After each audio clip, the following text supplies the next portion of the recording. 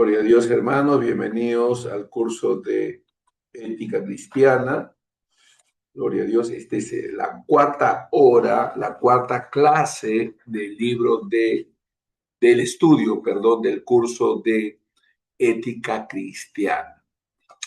Hemos podido ver a lo largo de este estudio, con todo lo compartido ya, hermanos, hermanas, que ética, cuando hablamos de ética cristiana, que es la conducta, el comportamiento del Hijo de Dios, no estamos hablando de cosas externas, de leyes o normas o fuera de Cristo o fuera de la palabra de Dios o fuera de lo que somos nosotros, porque Dios trabaja desde el interior.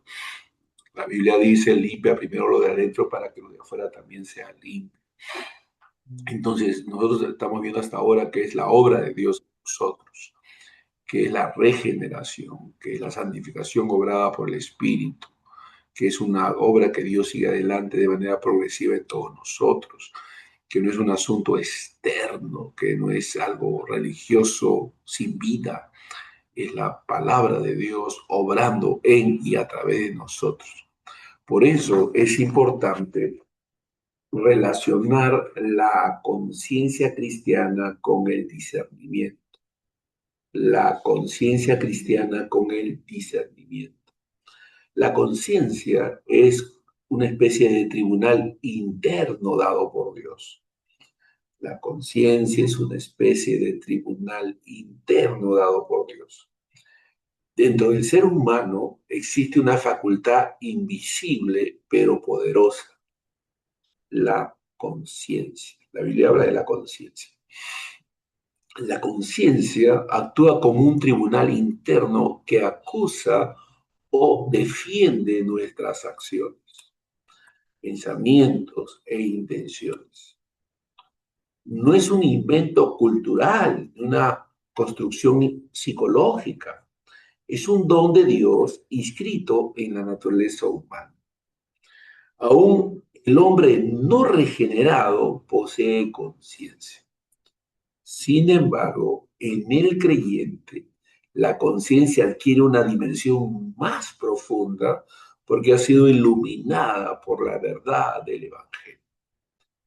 La conciencia no crea la verdad, pero responde a ella. Por eso, la calidad de la conciencia depende directamente de la verdad que la forma. La conciencia en el hombre caído hay que distinguirla de la conciencia en el creyente. Aunque la conciencia es un regalo de Dios, no es infalible. En el hombre caído, la conciencia puede estar oscurecida, ser insensible, estar mal informada y ser manipulada. Esto explica por qué personas pueden justificar acciones claramente contrarias a la voluntad de Dios. La conciencia por sí sola no garantiza una vida ética correcta. Por tanto, no basta conseguir la conciencia, es necesario formarla correctamente. Bueno, hasta ahí nosotros nos damos cuenta de que sí, todos tienen conciencia, tanto los inconversos como los cristianos. Pero digamos que en el inconverso su conciencia está muerta, ¿no? Sin poder para poder reaccionar a las verdades y cosas de Dios. En el creyente la conciencia ha sido vivificada, ha sido resucitada y tenemos la posibilidad de discernir, de conocer, de evaluar lo que es correcto o no, pero bajo la formación e iluminación del Espíritu Santo. No es por nosotros mismos. Por eso necesitamos formarla correctamente a través del conocimiento correcto de la palabra de Dios. Porque la conciencia en el creyente regenerado tiene también su propia expresión. Cuando una persona es regenerada, su conciencia es renovada en cierta medida. Es más sensible al pecado, responde a las verdades bíblicas y produce convicción espiritual. El creyente experimenta una realidad nueva. No puede pecar con tranquilidad. La conciencia se convierte en un instrumento que el Espíritu Santo utiliza para guiar, advertir y corregir. Sin embargo, aún el creyente, ¿no? Aún en el creyente, la conciencia necesita ser formada continuamente. La Biblia habla de la conciencia cauterizada. La palabra de Dios es la formadora de la conciencia. La palabra de Dios es la formadora de la conciencia. La única forma segura de tener una conciencia saludable es someterla a la palabra de Dios. ¿Por qué? Porque la escritura define lo bueno y lo malo. La escritura corrige percepciones erróneas. La escritura corrige percepciones erróneas. Alinea la conciencia con la verdad. Una conciencia sin la palabra se vuelve subjetiva. Hay que tener cuidado con el subjetivismo. Una conciencia formada por la palabra se vuelve confiable. Por eso, la ética cristiana no depende de lo que sentimos, sino de lo que Dios ha revelado. Según la Biblia, hay tipos de conciencia en la Escritura. Se muestran tipos de conciencia según la Escritura. La Biblia habla de varios tipos de conciencia. Fíjense, la Biblia utiliza la palabra conciencia y la muestra en diferentes expresiones y manifestaciones. Por ejemplo, la Biblia describe la conciencia débil. La conciencia débil es sensible, pero está mal informada. Por eso es que los creyentes que no querían comer sacrificaban a los ídolos porque su conciencia era débil, ya que no estaban bien informados. El apóstol Pablo dice, los ídolos nada son, eh, no significan nada, coma, aliméntese, pero si tiene una conciencia débil porque no conoce, ni sabe, ni está informado acerca de esto, mejor evite, porque el que hace las cosas contra su conciencia está pecando. Pablo habla de eso, pero es la conciencia débil, pero es la consecuencia la conciencia débil es consecuencia de estar mal informados. Puede considerar pecado lo que no es, y necesita instrucción, no condenación, ¿eh? Necesita instrucción. O sea, los creyentes de conciencia débil hay que instruirlos, no condenarlos, no desecharlos, porque a veces se hace eso, ¿no? Con los de conciencia débil. La Biblia también habla de la conciencia endurecida. Esta ha sido repetidamente ignorada y pierde la sensibilidad. Es decir, no se ha oído a la conciencia, se le ha ignorado y está perdiendo sensibilidad. Ya no acusa con claridad, ¿no? Conciencia endurecida, cauterizada. La conciencia contaminada, también de eso habla la Biblia, 2 Corintios 7, está afectada por el pecado y la mentira, justifica lo incorrecto. Es una conciencia contaminada. La Biblia también habla de la conciencia limpia, es la que ha sido purificada por la obra de Cristo, vive en paz delante de Dios. La meta del creyente no es simplemente tener conciencia, sino tener una conciencia limpia y bien formada. Es a través de la conciencia limpia que vamos a poder discernir con claridad porque vamos a tener buena información. Es decir, vamos a guiarnos más allá de lo evidente, no vamos a guiar por algo que va más allá de lo evidente. La conciencia evalúa, el discernimiento discierne. El discernimiento es la capacidad espiritual de distinguir. Muchos creyentes tienen su conciencia avivada, activa, pero porque no tienen información correcta suelen estar denominando pecaminoso o pecado a lo que no lo es, por falta de información y conocimiento. Eso sucede con muchos creyentes inmaduros, con falta de conocimiento. Pero a la vez, un creyente que vive en ese nivel no va a poder desarrollar discernimiento, que es una señal de madurez.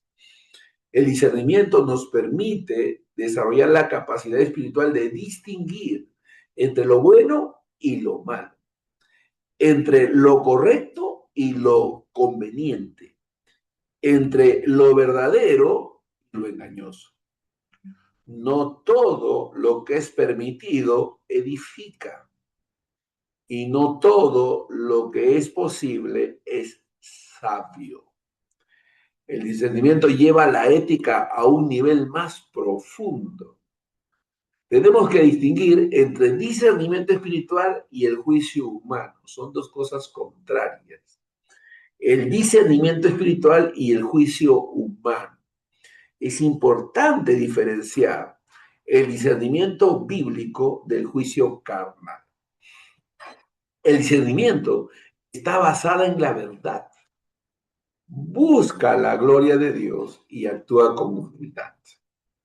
El juicio carnal es superficial, es condenatorio, está centrado en la apariencia. El creyente está llamado a discernir, no a condenar. El papel del Espíritu Santo en el discernimiento es clave.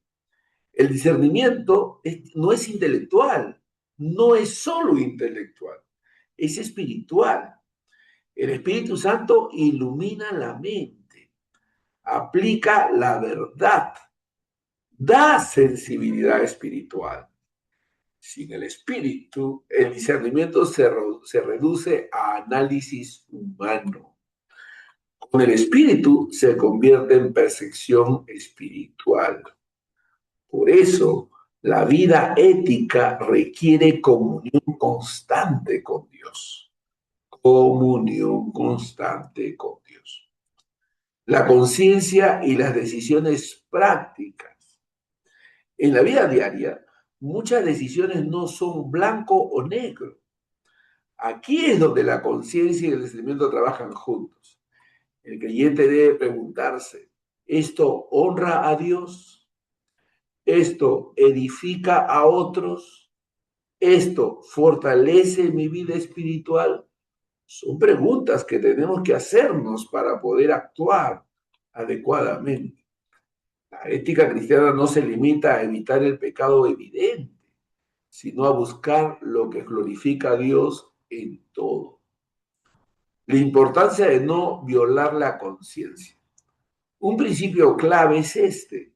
Nunca debemos actuar en contra de nuestra conciencia.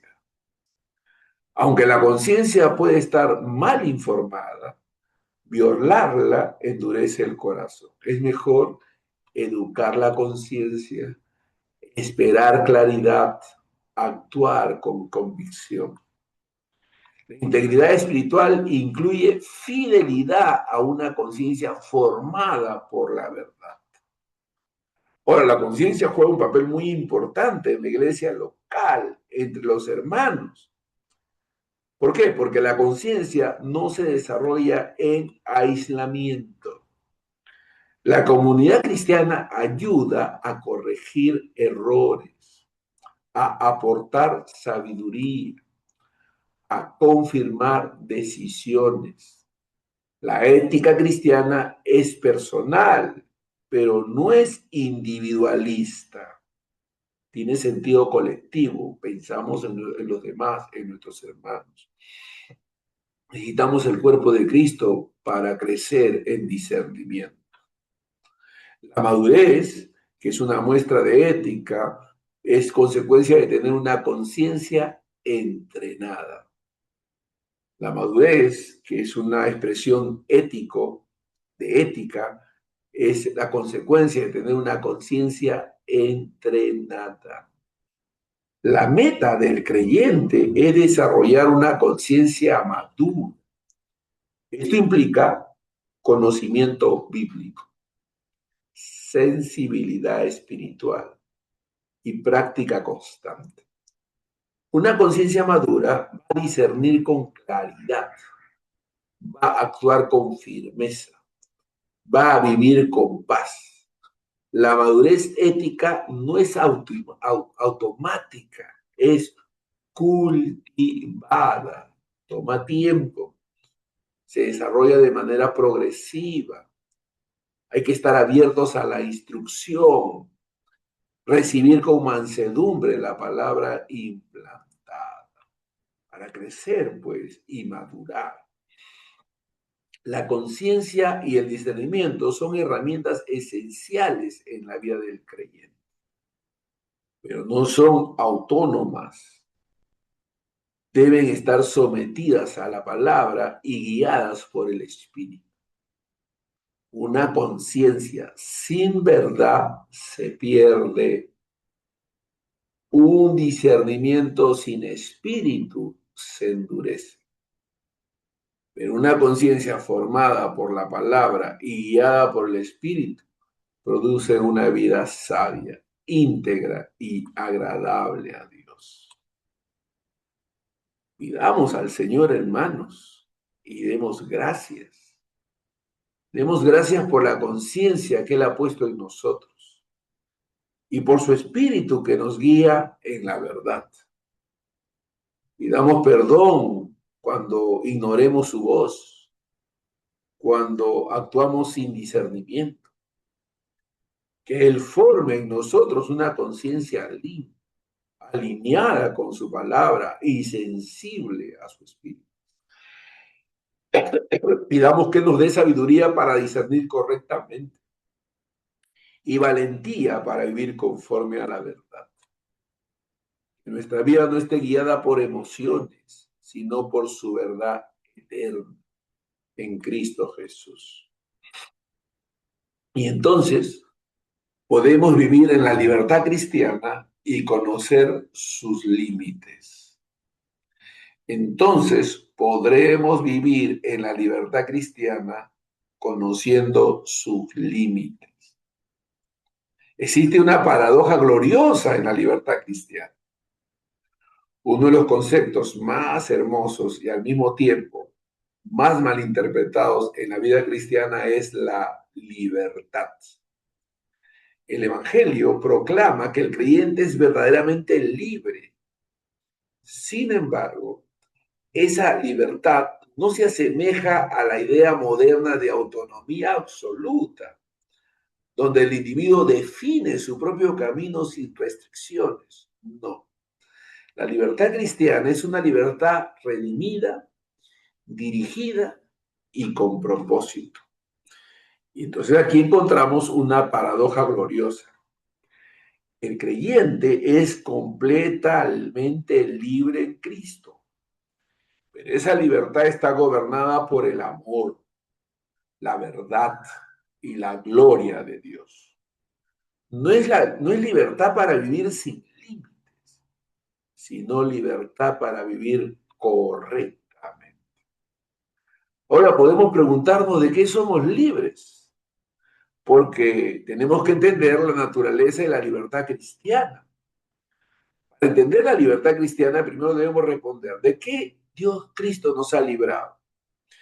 Escuchen, el creyente ha sido liberado de la culpa del pecado. Ya no está bajo condenación. Su deuda ha sido cancelada en Cristo. Ha sido liberado del poder del pecado. El pecado ya no domina su vida como antes. Ha sido liberado de la esclavitud de la ley como sistema de justificación. Ya no necesita cumplir la ley para ser aceptado por Dios. Ha sido liberado del temor servil, Ya no vive bajo miedo, sino bajo la seguridad de la gracia. Esta libertad no es superficial, es profunda, espiritual y transformadora. Ahora, existe una falsa idea de libertad que nos mueve o mueve a la gente a la autonomía sin Dios. La cultura contemporánea define la libertad como la capacidad de hacer lo que uno quiere sin restricciones externas. Pero esa definición ignora una realidad fundamental. El ser humano sin Dios no es verdaderamente libre, está esclavizado. Esclavizado a sus deseos, a su naturaleza caída, a su pecado. Por tanto, la libertad sin Dios no es libertad. Es una esclavitud disfrazada. La verdadera libertad no es hacer lo que queremos, sino poder hacer lo que es correcto. Y Cristo vino a restaurar esta libertad en nosotros. Hay restauración, la restauración del propósito como libertad. Dios creó al hombre para vivir en comunión con él y reflejar su carácter. El pecado distorsionó este propósito. La redención lo restaura. La libertad cristiana no es ausencia de propósito, sino recuperación del propósito original. Ahora el creyente es libre para amar a Dios, para vivir en santidad, para servir a otros, para glorificar a Dios. La libertad no es el fin, es el medio para vivir conforme al diseño de Dios. Es la libertad que está gobernada por el amor. El principio que regula la libertad cristiana es el amor. El creyente no pregunta simplemente, ¿puedo hacer esto? Sino, ¿esto edifica? ¿Esto glorifica a Dios? ¿Esto bendice a otros? El amor limita la libertad voluntariamente. Esto es radical, porque el mundo dice, usa tu libertad para ti mismo. El Evangelio dice, usa tu libertad para amar. Aleluya, para amar. La libertad cristiana no es egoísta, es sacrificial. La libertad respeta la conciencia del otro. Uno de los aspectos más profundos de la ética cristiana es considerar la conciencia de otros. Hay áreas donde algo puede ser lícito para uno, pero no para otro. Aquí entra el principio. No todo lo permitido edifica. El creyente maduro está dispuesto a limitar su libertad por amor a otros. No porque esté obligado, sino porque ama. Esto refleja el corazón de Cristo, quien renunció a sus derechos por el bien de los demás. Las áreas grises donde se prueba la madurez. No todas las decisiones éticas son explícitamente definidas en términos absolutos. Existen áreas donde la Escritura no da un mandato directo. Aquí es donde la libertad cristiana se ejerce y donde el discernimiento se vuelve crucial. En estas áreas el creyente debe considerar su conciencia, la palabra de Dios, el impacto en otros, la gloria de Dios. La madurez no se mide solo por lo que evitamos, sino por cómo manejamos lo permitido. Tenemos que tener cuidado de abusar de la libertad que tenemos. ¿Por qué? Porque la libertad cristiana puede ser mal usada. Es mal usada cuando el creyente justifica el pecado, ignora la santidad y vive sin disciplina espiritual. La libertad puede convertirse en libertinaje entonces. El abuso de la libertad revela un corazón que no ha entendido plenamente el Evangelio. La verdadera libertad nunca conduce al pecado, conduce a la santidad. También existe el peligro de restringir indebidamente la libertad. Así como existe el peligro del libertinaje, también existe el peligro del legalismo. Cuando se imponen reglas donde Dios no ha hablado, se limita la libertad que Cristo ha otorgado y esto produce culpas innecesarias, rigidez espiritual, juicio hacia otros. La ética cristiana no debe añadir cargas que Dios no ha puesto. La libertad debe ser protegida, no restringida arbitrariamente. Cristo es nuestro modelo perfecto de libertad. Cristo es el ejemplo supremo de verdadera libertad. Él vivió sin pecado, obedeció perfectamente, se sometió voluntariamente al Padre, entregó su vida por otros. Cristo era completamente libre, pero usó su libertad para servir, amar y obedecer. Esto redefine completamente nuestra comprensión de la libertad. La libertad no es independencia, es obediencia voluntaria por amor. Ahora, hay una relación entre la libertad y la disciplina espiritual. La libertad cristiana no elimina la disciplina, la hace posible. El creyente libre busca la palabra, cultiva la oración, vive en comunión, practica la obediencia. No por obligación, sino por deseo. La libertad produce disciplina, no desorden. La libertad que tenemos es testimonio al mundo. La forma en que el creyente vive su libertad es un testimonio. Una libertad egoísta confunde. Una libertad amorosa impacta. El mundo observa cómo usamos nuestra libertad, cómo tratamos a otros, cómo vivimos en coherencia.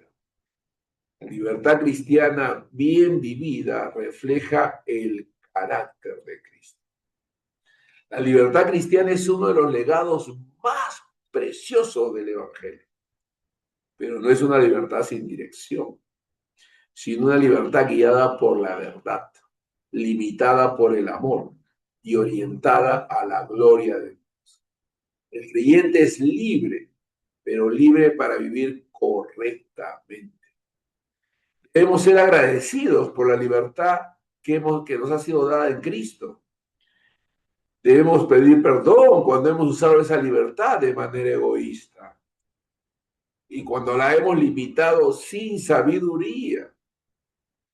Debemos pedir que Dios nos enseñe a vivir en una libertad guiada por su verdad, gobernada por su amor y centrada en su gloria. Que podamos ser sensibles a otros, sabios en nuestras decisiones y fieles en nuestra vida diaria. Que nuestra libertad no sea motivo de tropiezo, sino un reflejo de la gracia de Dios en Cristo Jesús.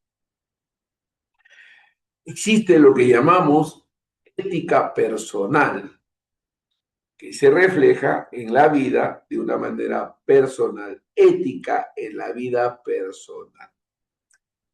Hay que recordar, hermanos, que el campo primario de la ética es el corazón del creyente.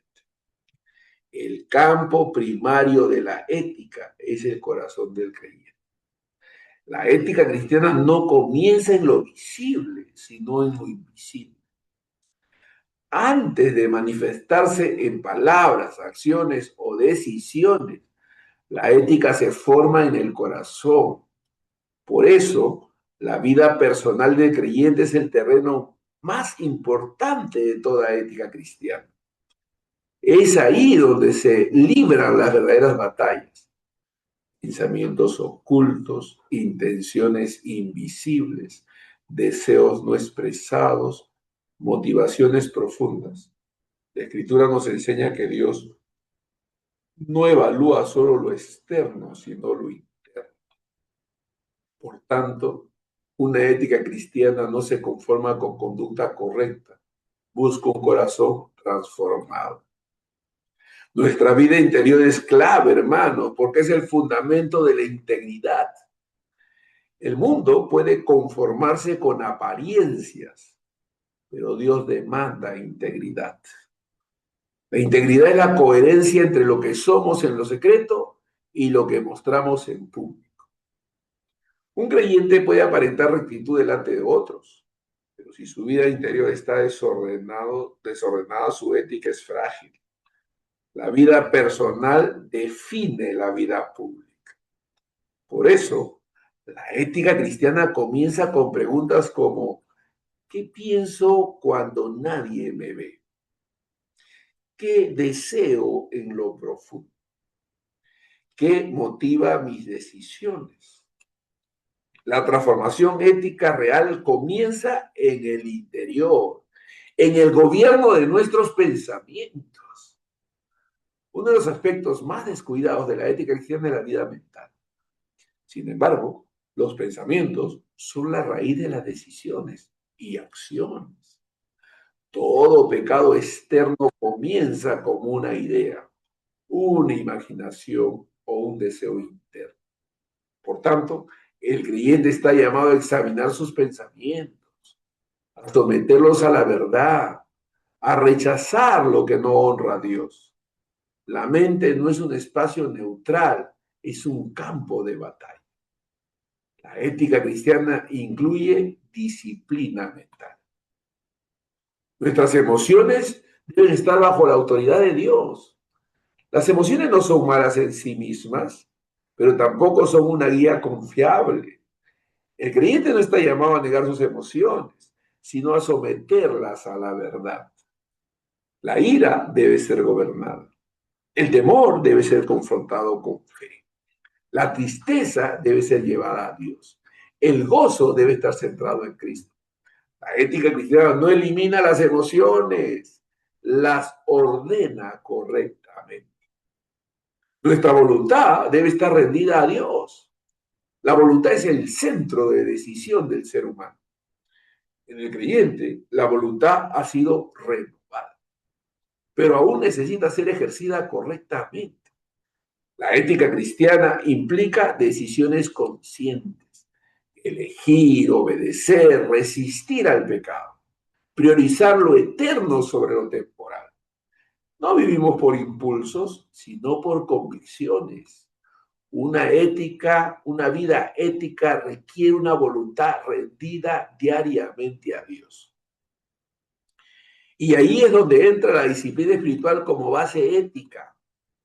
La vida personal del creyente no se sostiene sin disciplina espiritual. Estas disciplinas no son rituales vacíos, sino medios de gracia. Medios de gracia. La oración, la lectura de la palabra, la meditación, la comunión con Dios. Sin estas prácticas, la vida cristiana se debilita. La falta de disciplina espiritual produce vulnerabilidad al pecado, confusión moral, debilidad en la fe. La ética cristiana se fortalece en la comunión con Dios. El manejo del tiempo es clave, porque es una dimensión de nuestra ética. El tiempo es uno de los recursos más valiosos que Dios nos ha dado. Cuando usamos nuestro tiempo, o cómo usamos nuestro tiempo, refleja nuestras prioridades. La ética cristiana incluye redimir el tiempo, evitar la negligencia, priorizar lo que edifica. No todo lo que ocupa nuestro tiempo tiene valor eterno. El creyente vive con conciencia de propósito. El uso del cuerpo es clave porque somos templos del Espíritu Santo. El cuerpo no es irrelevante para la ética cristiana. El creyente no pertenece a sí mismo, ha sido comprado por Dios. Esto implica responsabilidad en áreas como pureza sexual, cuidado físico, dominio propio. El cuerpo no es un instrumento de placer desordenado, sino un medio para glorificar a Dios. Por eso debemos cultivar la pureza en lo secreto. La pureza en lo secreto. La verdadera ética se revela en lo que hacemos cuando nadie nos observa. Allí no hay presión social ni reputación que cuidar. Solo hay una pregunta.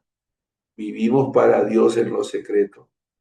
La pureza en lo oculto define la autenticidad de la vida cristiana. Dios ve lo que otros no ven y la ética cristiana reconoce esa realidad. Por eso debemos luchar contra hábitos pecaminosos. El creyente enfrenta patrones de pecado que deben ser confrontados. La ética cristiana no ignora esas luchas, las enfrenta con seriedad. Esto implica reconocer el pecado, arrepentirse sinceramente, tomar decisiones concretas, buscar ayuda espiritual. La transformación no es instantánea, pero es real y progresiva. Hay que formar en nosotros hábitos piadosos.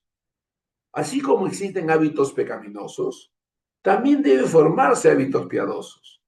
La vida o la ética en la vida no se sostiene solo con decisiones aisladas, sino con prácticas constantes. Esto incluye una vida devocional regular, reflexión bíblica, oración constante, disciplina personal. Los hábitos forman el carácter y el carácter define la vida ética. Debe haber una coherencia entre lo privado y lo público. Uno de los mayores peligros en la vida cristiana es la doble vida. Una vida donde lo público es correcto, lo privado es inconsistente. La ética cristiana busca coherencia. Lo que somos en casa, en lo secreto, en la intimidad, debe reflejar lo que mostramos en público. La integridad es unidad de vida. Nuestra motivación tiene que ser la correcta, vivir para la gloria de Dios. Toda ética cristiana personal debe estar motivada correctamente. No vivimos éticamente para ser admirados, sentirnos superiores, cumplir reglas. Vivimos para la gloria de Dios. Esta motivación transforma todo. La obediencia se vuelve adoración, la disciplina se vuelve deleite, la lucha se vuelve propósito. La vida personal del creyente es el fundamento de toda ética cristiana. No hay ética verdadera sin transformación interior. No hay integridad sin coherencia. No hay vida cristiana sólida sin vida privada ordenada. Dios no busca perfección externa, sino corazones rendidos. Que podamos ser examinados en lo más profundo. Que Dios revele lo que aún necesitamos para nuestra transformación. Lo que tenemos escondido, lo que todavía no hemos rendido.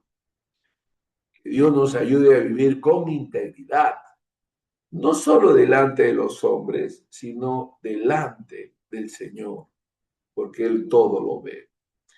Que Él forme en nosotros hábitos santos, pensamientos puros y un corazón que le busque continuamente. Que nuestra vida personal sea un reflejo real de su obra en nosotros, en Cristo Jesús. En la próxima clase vamos a estar tocando la ética en la familia. La ética en la familia es lo que vamos a estar nosotros tocando para poder avanzar en lo que es el curso. Bendito sea Dios. Así que ahí nos vamos a quedar en esta clase y, como digo, en la quinta clase vamos a estar tocando la ética en la familia. Vamos a recibir varios consejos prácticos que nos van a ayudar a vivir éticamente también en lo que a la familia respecta. Ahí nos vamos a quedar. Que Dios nos bendiga a todos.